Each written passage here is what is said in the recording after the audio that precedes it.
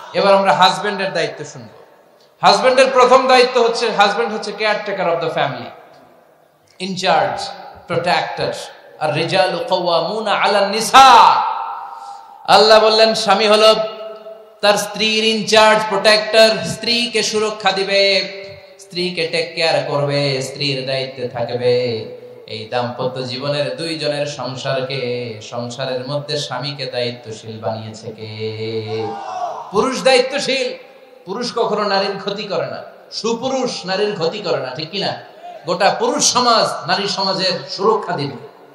যেগুলো নারীকে একান্তে পেলে রেপ করে, যে ঢাকা বিশ্ববিদ্যালয়ে একটা রেপের ঘটনা ঘটছে না, যে এই বেয়াদবটা এই কাজ করেছে, এটা কি পুরুষ না কুপুরুষ? এটা কি সুপুরুষ না কুপুরুষ? সুপুরুষ নারীর প্রোটেকশন দেয়, নারীর টেক কেয়ার করে, তার ইনচার্জ, তার দায়িত্বশীল।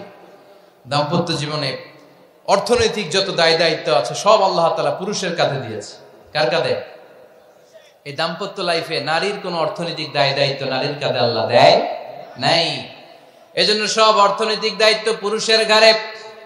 4টা অর্থনৈতিক দায়িত্ব আছে। পুরুষ নারীকে মহারণা দিবে, পুরুষ নারীকে খাবারের ব্যবস্থা করবে, পুরুষ নারীকে পোশাকের ব্যবস্থা করবে, পুরুষ নারীর জন্য রেসিডেন্সিয়াল ব্যবস্থা করবে, ঠিক কিনা?